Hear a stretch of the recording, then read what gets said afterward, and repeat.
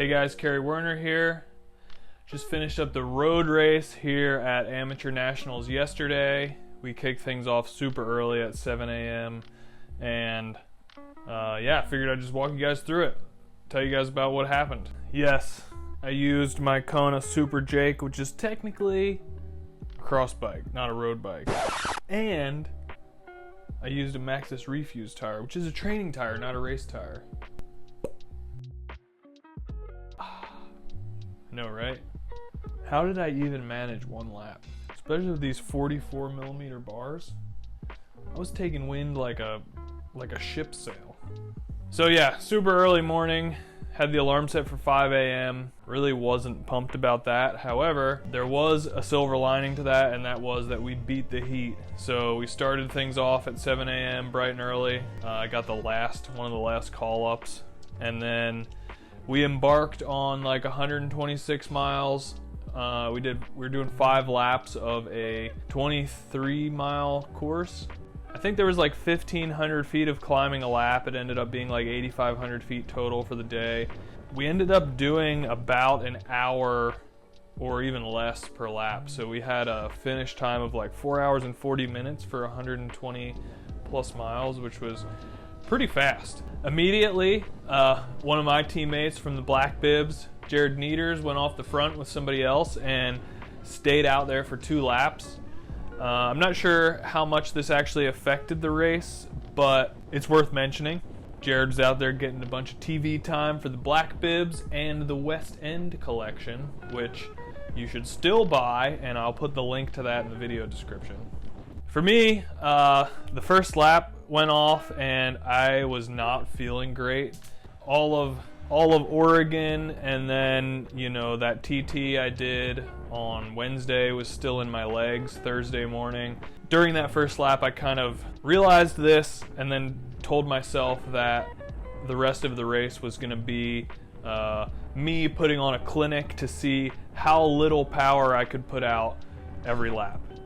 So I was just sitting in, hiding as much as I could, never saw the front of the race. Really just trying to position myself kind of towards the front, that way if splits did happen, I could react to it.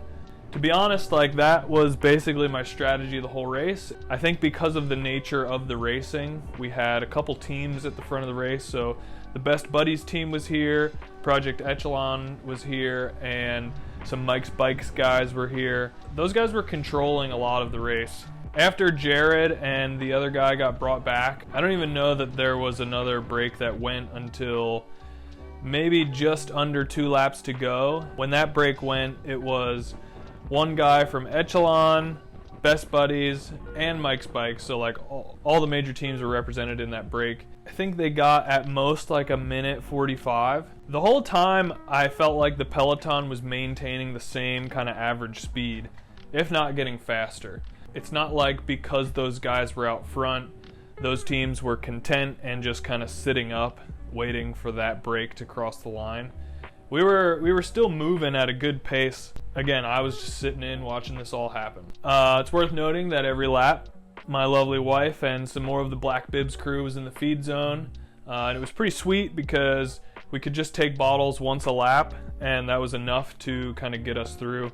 I had Flow formulas in both my bottles, 90 grams of carbs in each bottle. I actually didn't eat any solid food during the race, so that was really easy for me. All I had to do was drink a bottle an hour, and no bonking, maintained solid energy levels. Everything was great. We came into the last lap, and this is where things started to get a little interesting. We were starting to pull the brake back, and attacks were going right as we came out of the feed zone and turned onto Catawba Road. We could see the group up the road, and so the attacks were going, trying to bring it back from guys that missed that opportunity. All the other teams were chasing it down, and thus the speed just really increased, and we ended up just ripping through that first half of the last lap. About 3/4 of the way through the lap was like the main climb. There was this like stair-steppy, rolly climb that went on for about a mile, and we got to that point. Again, the break was up the road, visible. Some dudes that missed out on that break earlier, now teams were setting up trains to really shatter the field and try to put more guys in the break up the road. This was the big crux move. I kind of positioned myself towards the front in anticipation for this final time up this big climb, and it paid off. The best buddies had the lead out train gone, Mike's bikes were up there, Echelon dudes were just throttling up this hill, so I sat in and managed to make the bridge. I didn't get any of this on video because I think I got my GoPro cycles wrong, and so when I thought it was off, it was actually recording. Sorry about that.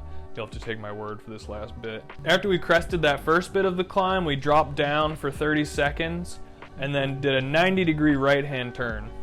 I actually came off of the brake, that front group, right as we crested, and I kind of like did my best to recover as much as possible before we turned right and then started climbing again. Luckily, those guys like soft pedal for just a second, and I was able to find a little bit of extra energy and make the bridge. So I found myself in that front group fighting for, you know, top 10 spots. We were kind of working for, I don't know, maybe a couple minutes, and then all of a sudden the whole field was behind us again. It was a smaller part of the field, but there was still a lot more guys came up on us, and that meant we were cruising through with 10K to go with a big group, and it looked like this was going to be a sprint finish. Guys were trying to launch and trying to go and get away. It was too fast, and it was just not really happening. This whole time I'm just kind of sitting in watching this all happen, hoping nothing separates and hoping I could get to the line with these guys. We made it into the final K, and it was setting up to be a sprint finish, so it was all about positioning, kind of like moving my way around through the field, trying to be super efficient, and it all came down to that last left-hand corner into the uphill finish straight, and I slotted myself into the top 10, and then it was just a matter of putting the watts down and seeing how much I could move up slash how many spots I could, you know, not lose.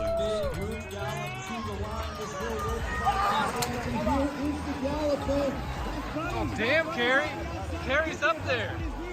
Selection here is the gallop though. Best buddies on the outside. It could be a best buddies. I ended up crossing the line in 8th place and was pretty stoked about it. I mean, based on how I felt at the beginning of the race, you know, I wasn't even sure I was going to finish. So to finish in the top 10, I was stoked about that.